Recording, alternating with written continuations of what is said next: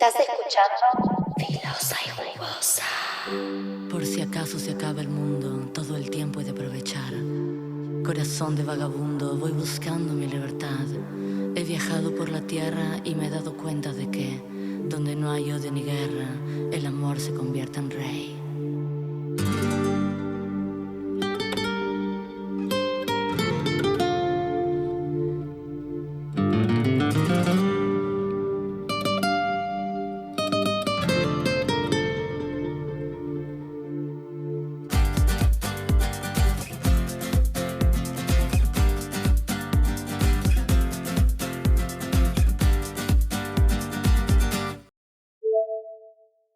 Este episodio tiene algunos detalles técnicos en el audio que no pudimos corregir del todo.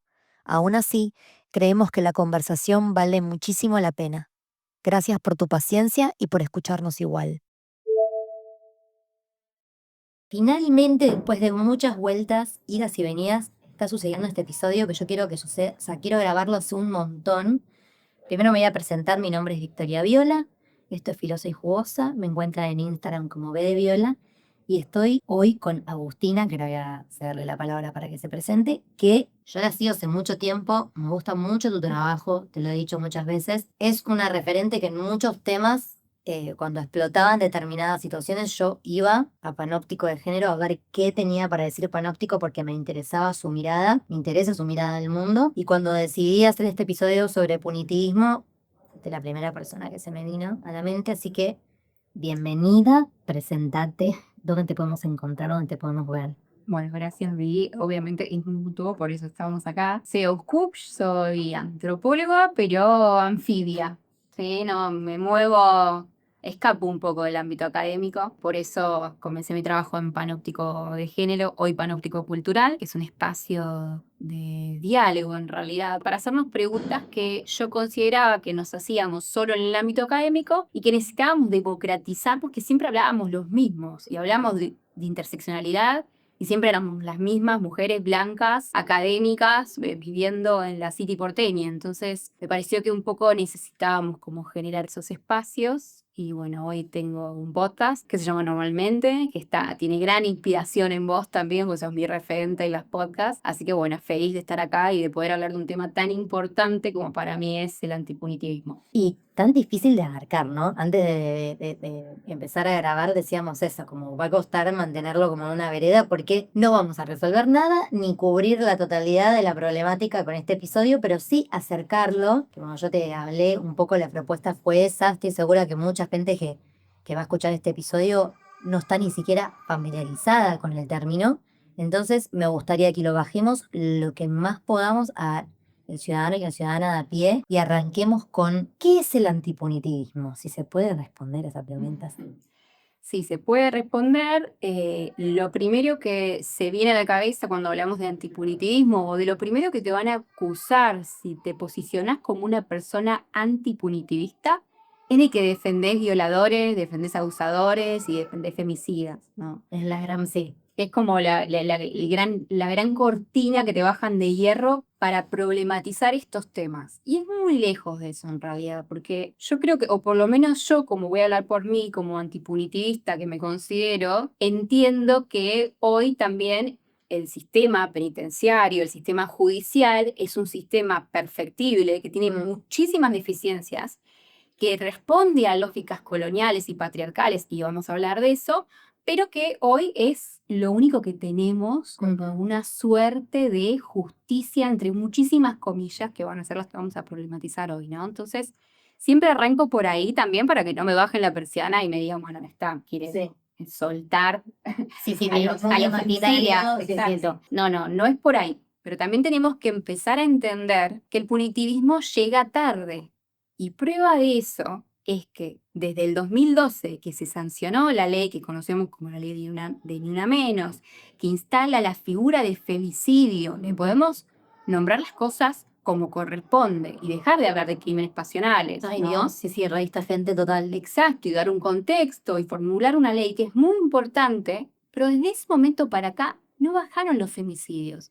Si vemos las estadísticas oficiales, La problemática sigue ahí. Entonces, eso nos da una clara pauta de que la respuesta punitivista no soluciona el problema de raíz. Estamos tratando de esconderlo bajo la alfombra, pero el problema sigue ahí.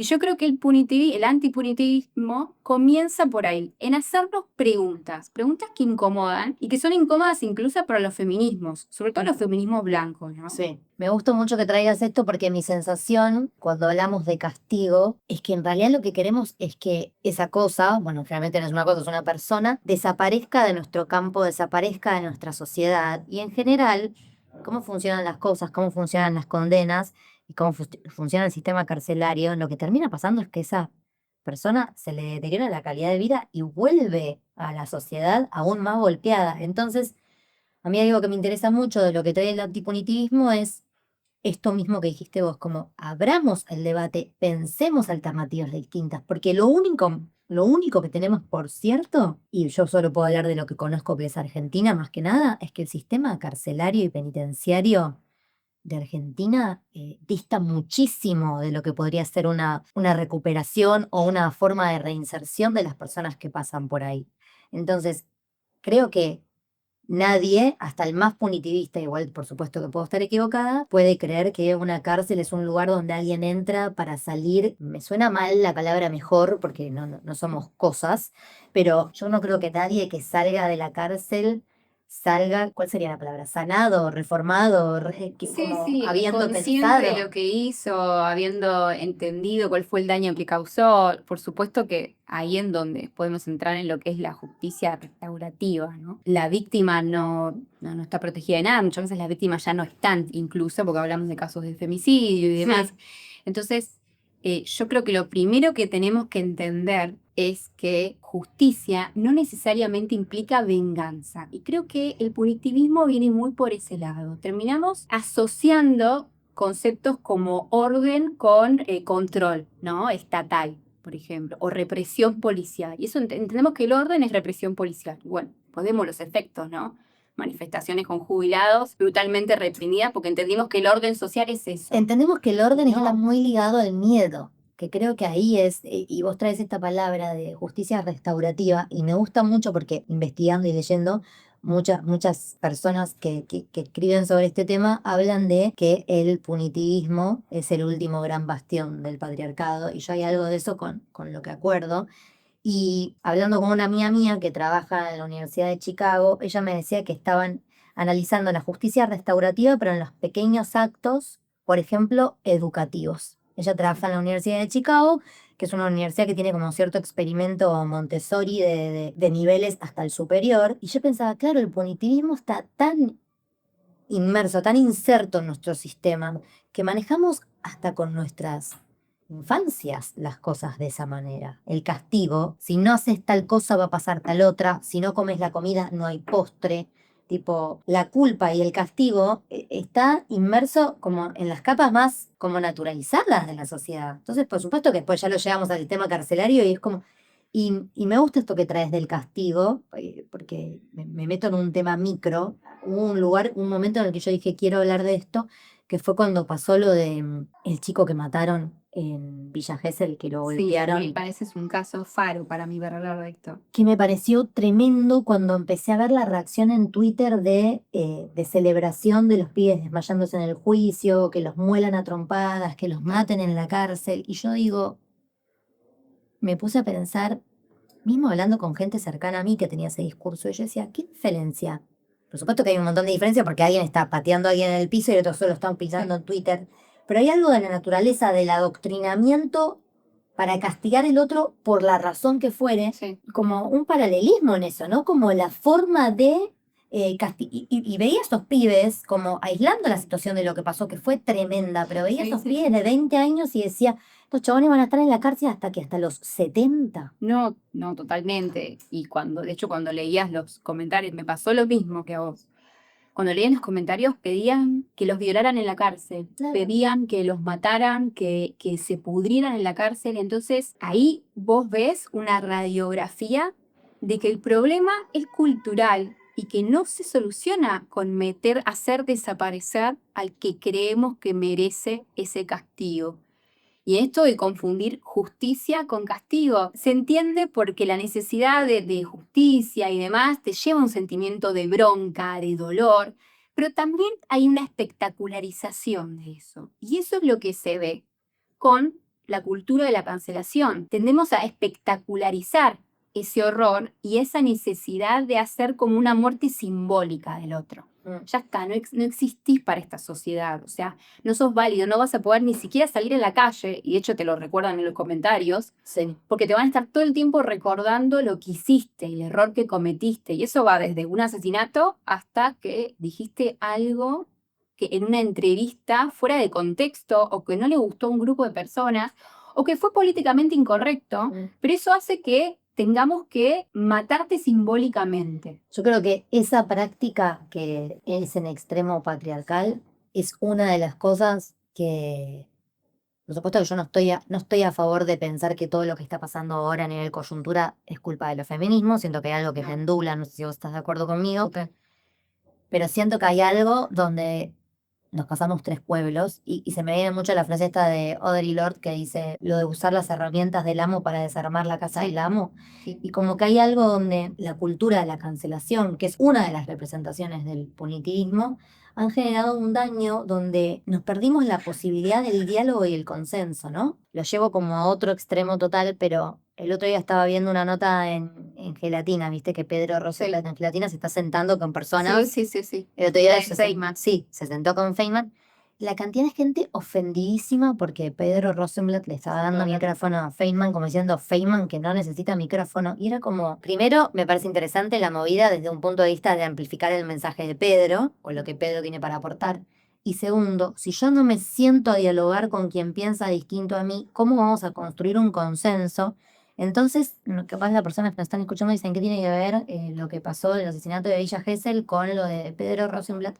Pero siento, o con el castigo a infancias, pero siento que todo tiene un hilo conductor, que es como cerrarme al diálogo, cerrarme lo diferente, lo que no me agrada, lo que no me gusta, que esté recluido. Es que lo que vos traes es total y el hilo conductor que une esos tres temas, esos tres tópicos que trajiste, es la ruptura del tejido social.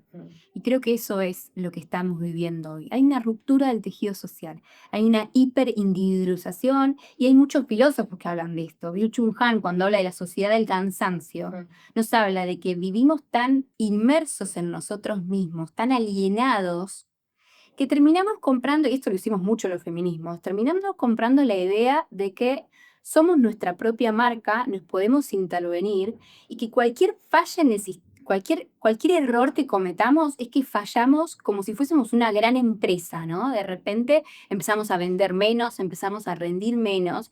Eso nos termina alienando y por supuesto que en esa hiperindividualización no hay un espacio para el otro, no hay un espacio para crear comunidad, para volver a tejer redes con los otros. Y la justicia restaurativa va por ahí, porque para que vos puedas tener una justicia restaurativa, que es que entender que cada víctima entiende por justicia algo distinto, y que el victimario no es un monstruo que tenemos que mandar a una isla desierta, sino que estamos hablando de casos en donde se puede intervenir, ¿no? En donde esa persona se puede reinsertar en la sociedad. Entonces, en esos casos, en lo que es la justicia restaurativa, que hay muchos casos, sobre todo en comunidades originarias en América Latina y en el norte de África, en donde todo se dialoga en comunidad, ¿no? Entonces, la víctima tiene su idea de cómo puede obtener justicia y de qué espera que haga el otro que le hizo un daño,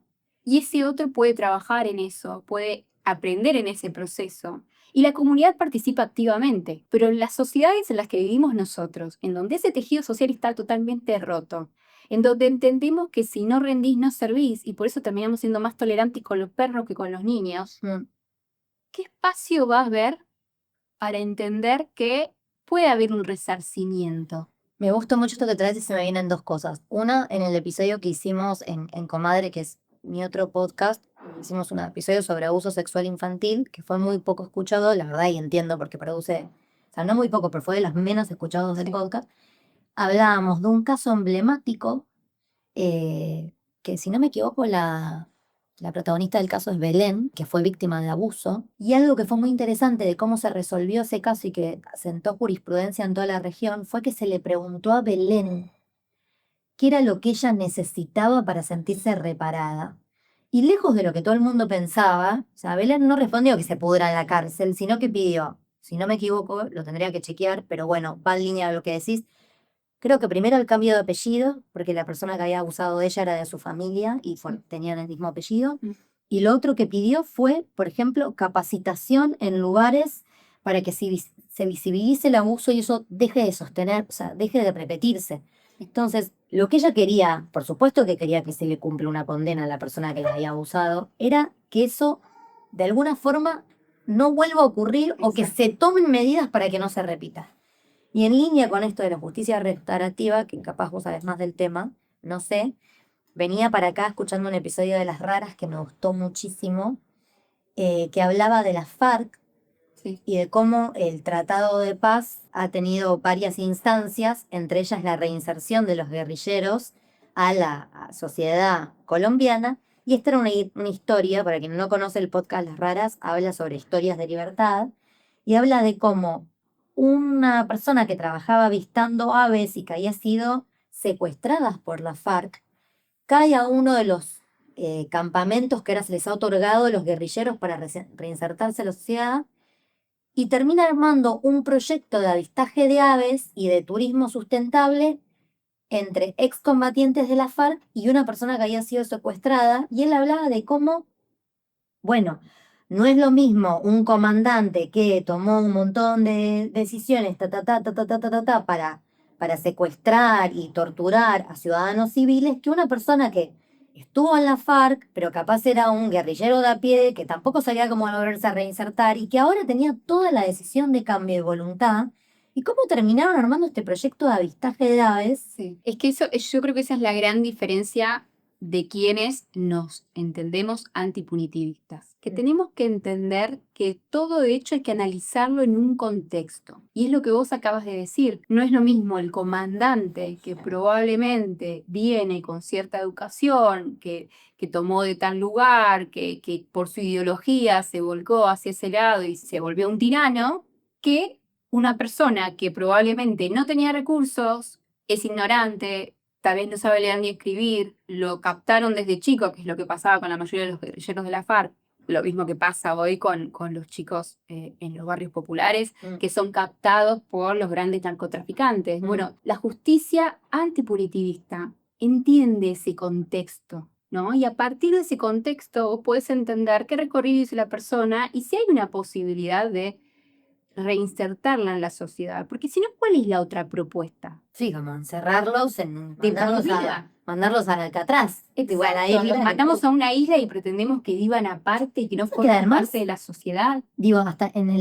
como en la máxima condena. Yo veía ahora esta red de pedofilia que cayó de estos legisladores varones blancos heterosis al margen de su partido político. 14 años les dieron. Entonces digo, y manejaban una red de pedofilia, había videos, había porno, había un montón de pruebas. Entonces digo, tampoco es que, bueno, que se pudra en la cárcel 14 años. Y después a los 14 años estamos acá de vuelta. ¿Y qué hacemos? Total, porque llega a los 14 años, pongámosle con toda la suerte del mundo, porque probablemente van a salir antes por todos los vericuetos que tiene la justicia. Cumplen los 14 años de condena. Ya está, para la sociedad ya cumplieron su condena entonces. Si nos regimos por el sistema judicial que tenemos hoy, ¿ya subsanaron todo el daño que hicieron a esas infancias? No, y también esto que traes que me parece muy interesante, que es que estas personas, con sus privilegios y su color de piel, en 14 años van a salir y posiblemente se reinserten exitosamente en la sociedad,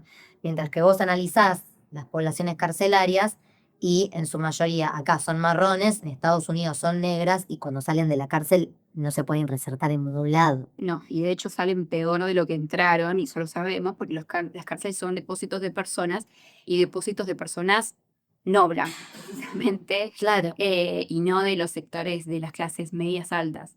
De esto habla mucho, sobre todo en antipunitivismo, Angela Davis, y habla mucho de esto, ¿no? De que basta analizar las cárceles para entender de que en realidad estamos pretendiendo que un sistema que amplifica las desigualdades nos venga a traer una solución para obtener justicia.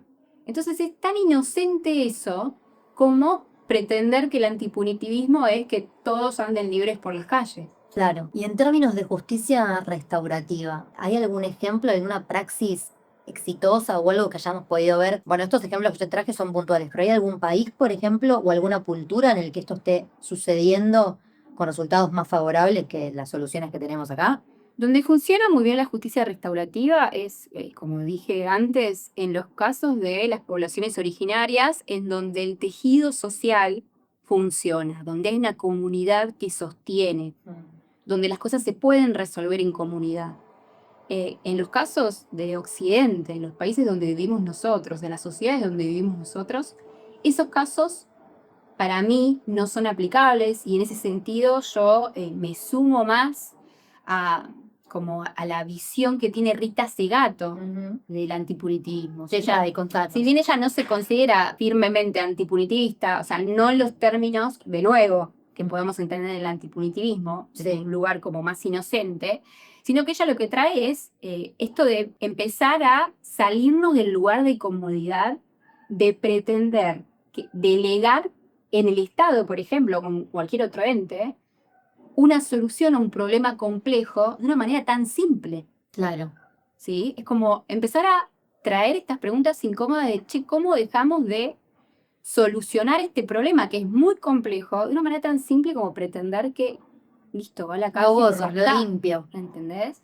Entonces, en ese sentido, Rita Segato, que hizo un trabajo de campo de más de 30 años en las cárceles de Brasil, tiene mucho contenido y mucho peso para aportar la palabra. Sí. Y ella lo que habla es de una justicia restaurativa en el sentido de intervenir de verdad en la cultura, porque ella entiende que la violencia, lejos de ser biológica, y esto es algo que comparto como antropóloga, Sí. lejos de ser un designio biológico de los varones, Claro. es una cuestión cultural. Bueno, basta con criar una infancia para darte cuenta Totalmente. cómo llegan y después cómo las cosas van Y sucediendo. basta con mirar otras épocas en el mundo y otras culturas para entender que los hombres no son naturalmente violentos, sino que hay una cultura que los lleva a. Entonces, intervenir en esa cultura es el primer paso. Y en ese sentido, yo creo que un ejemplo exitoso pueden ser las escuelas para masculinidades que lideran, por ejemplo, Lucho Fabri, que para Sí. mí es un gran referente Sí. de trabajo con masculinidades violentas. Sí. Es alguien que le puso el pecho y se puso a trabajar con quienes nadie queríamos mirar, Claro. ¿no? Los varones violentos, Sí. los que ejercen violencia de género, los futuros femicidas, probablemente, Sí. los futuros violadores Claro. o los abusadores. Bueno, Lucho le puso el cuerpo y se puso a trabajar con esas masculinidades, entendiendo de que no las podemos mandar a una isla desierta, porque eso es engañarnos a nosotros mismos, porque el sistema que cría a esos varones está entre nosotros. Claro. Porque, de nuevo, no son enfermos mentales. Ojalá fuesen enfermos mentales, podíamos conseguir una pastillita y ya está. No, son hijos de la sociedad. Exacto, la sociedad en la que vivimos. Entonces, ese tipo de experiencias, trabajando con masculinidades violentas para tratar de que entiendan primero que son violentas, que eso ya es un montón. Es un montón. Cómo funciona la violencia, cuál es el daño que hicieron, que intenten repararlo, intentar de alguna manera... ¿Qué los llevó a eso también, no? Exacto. Eso para mí es una experiencia exitosa. Y por otro lado, para mí, el otro pilar clave para pensar el antipunitivismo es la educación sexual integral. Ay, Dios, es que Es es, algo que- es como la cuna de todo. Es tremendo. Totalmente. Yo Entonces- no dejo de alucinarme de lo que se resiste. No se suele entender, cuando hablamos de antipunitivismo, nadie piensa en educación sexual integral. Sin embargo, es por ahí, porque de nuevo, la respuesta punitiva llega tarde. Claro, es hablar de las emociones, entender el malestar cuando está surgiendo, entender la diversidad. La noción de consentimiento. O sea, aprender a gestionar las emociones, a resolver los conflictos de otra manera. Bueno, todo eso se puede aprender gracias a la educación sexual integral. Por eso es que para mí es el último bastión que tenemos que defender los feminismos. Es que eso es lo que a mí el otro día que hice un reel que creció bastante en visibilidad. Yo decía, qué paradójico, ¿no? Ahora que están tan preocupados todos con la caída de la tasa de natalidad. Yo conozco gente que está trabajando el asunto Y me llama la atención lo poco que se está mirando lo masculino en términos de tasa de natalidad. Están Que uno siempre está puesta en la mujer. todas las miradas enfocadas en por qué la mujer no se quiere embarazar. Y digo, oh sorpresa, las mujeres, muchas no se quieren embarazar porque capaz no tienen con quién les interesa embarcar eso, ese proyecto, o porque con quien están no ven que vayan a ser acompañadas y sostenidas. Y en paralelo que pasa eso, hay debate sobre la baja de la imputabilidad. O sea, metamos a los pibes más temprano todavía en la cárcel. Entonces digo, ¿para qué queremos seguir trayendo gente si no podemos dar una respuesta para quienes ahora están existiendo? Bueno, pero a ver, bastaba con ver los legisladores que defendían un discurso pro vida, ¿no? Que en realidad después se daban vuelta y resulta que también defendían leyes para bajar la imputabilidad. Claro. Y no hacían nada ni por mejorar la ley de adopción, ni por mejorar la calidad de vida de las infancias en extrema vulnerabilidad. Entonces, Bueno, las madres mientras gestan. no, totalmente. De hecho, se financiaron todos esos programas que funcionaron y que sabíamos que funcionaron muy bien. Entonces, de nuevo, yo creo que el problema está en que no nos estamos haciendo las preguntas incómodas que tenemos que hacernos, porque también es verdad, y yo creo que esta es la mayor traba que tenemos para hablar del antipunitivismo dentro de los feminismos. Nos costó tanto que nos crean o que nos escuchen siquiera, ¿no? El movimiento del Me Too para mí fue como un gran paradigma de esto. Nos costó tanto de que de verdad por fin nos escuchen, que por fin nos crean, por fin obtener algún tipo de resarcimiento de todo lo que habíamos vivido, que ahora es como que descubrimos que esa es la única forma de obtener justicia. Y estamos muy lejos de eso, porque voy a ir al principio.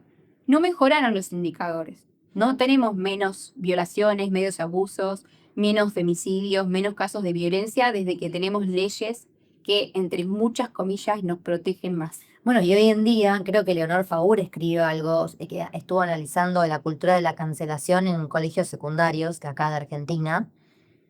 Y un poco fue eso lo que pasó, que surgió como una polarización de muchas pibas subidas a la bala feminista diciendo, bueno, ahora es nuestro turno de ser escuchadas, respetadas de lo que nos pasó, sea como reconocido nuestro dolor visto, que del otro lado, pibes de 16, 17 dijeron, che, la sociedad que nos están planteando es esta. Entonces el resurgimiento, que igual iba a suceder, es feroz. Y yo acá para ir empezando a englobar, porque podríamos hacer un podcast de esto entero, tengo dos preguntas más para hacerte. Una que me parece interesante, a ver qué pensás, es ¿quién se beneficia con la justicia punitivista y el castigo?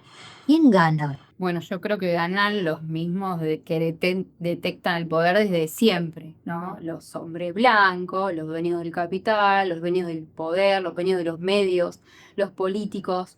Esos son los únicos que se benefician. O sea, los que nunca van a ser sometidos a un banquillo. Ahora estos dos legisladores que vos mencionaste. La verdad es que fue una fortuna que los hayan condenado, porque yo escuché al fiscal y decía que ya era demasiado alevoso lo que había sucedido. Solamente por eso Era imposible de tapar. era imposible de taparlo, pero si no, ¿cuántos casos vimos y cuántos no nos habremos enterado? Sí, feudos. De O hombres- provincias que son feudos. Totalmente, y yo trabajo mucho con comunidades originarias y está totalmente normalizado que los dueños de los campos, los dueños de las tierras, los empresarios que viajan de Buenos Aires a la empresa minera en La Puna, van y abusan y violan, creyendo que tienen relaciones consensuadas con mujeres de la comunidad, pero en realidad hay una asimetría de poder tremenda y que no existe el consentimiento. Y no va a recibir jamás una reparación. No, Para que darlo de castigo por reparación no van a ser reparados. Entonces, lo único que estamos haciendo es, en términos de lo que diría María Galindo, que para mí es una persona clave también para pensar este tema, porque desde los feminismos tenemos que dejar de leer a mujeres que se ven como nosotras. Sí. Empecemos a mirar los feminismos de los márgenes, porque ahí está la sabiduría de verdad y ahí están todas las respuestas a las preguntas que nosotras apenas nos estamos empezando a hacer. Bueno, ellas ya tienen las respuestas. María Galindo para mí es una pensadora feminista clave para entender todo este tema del antipunitivismo, porque ella justamente lo que trae es, che, despertémonos. O sea, no podemos usar las mismas herramientas del opresor para tratar de vivir un mundo mejor. Es un poco, está un poco en es línea para lo que incompatible. decía, ayúdame porque yo capaz acá pifio con un poco la teoría. ¿Es mujer, raza y clase donde Angela Davis habla de esto? Sí. Y después Audre Lorde, la frase que yo te dije al principio era de Audre Lorde, o estoy loca. Sí, es de Audre Lorde. A mí me encanta Ángela, me encanta Audrey, pero de nuevo, yo trato, por más que sean personas racializadas y que piensan en términos de feminismo, Sí, están en el hemisferio norte, están con otras problemáticas. incluso cuando tratamos de entender el feminismo interseccional, fíjate que siempre vamos a esas autoras. Sí.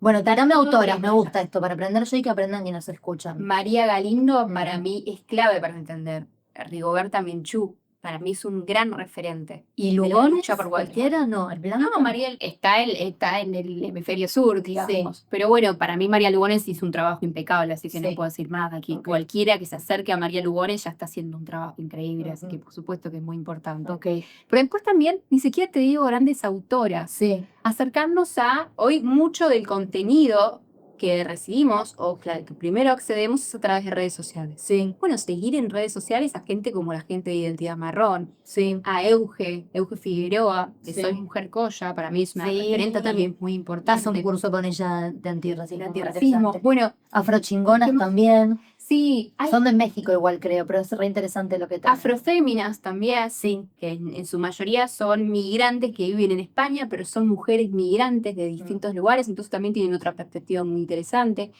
Eso, busquemos como referentes más cerca también, ¿no? Bueno, porque ellas viven el punitivismo desde otro lugar, porque son las comunidades a las que primero golpean, ¿no? Porque si vos ves las cárceles, Tiene que te das estar llena cuenta- de esas personas. Claro, entonces me parece que está buenísimo esto que traes.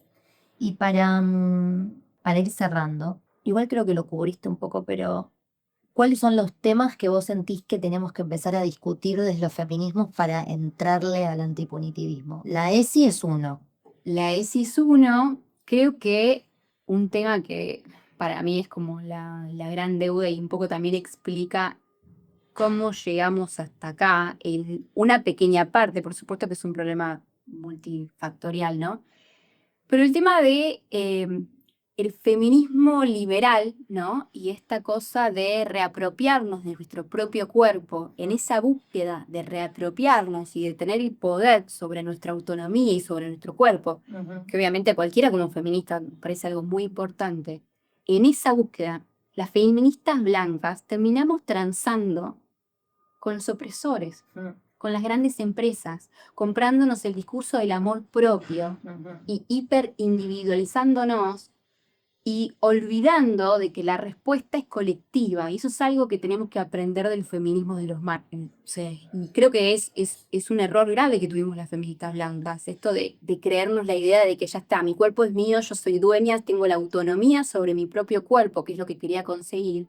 Y en pos de eso, no importa si alquilo mi vientre, si cobro servicios por vender contenido para adultos, porque ya está, yo logré la autonomía sobre mi cuerpo. Sí.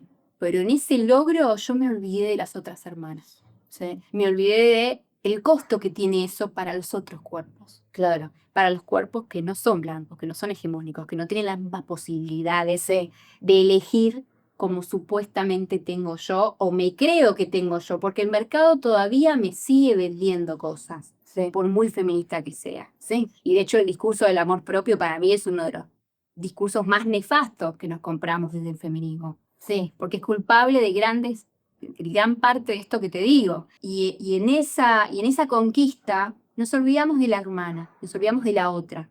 Y esto es algo que lo podemos ver en las marchas. Y veo muchas feministas blancas muy enojadas porque en las marchas las feministas racializadas se apartan y marchan entre ellas.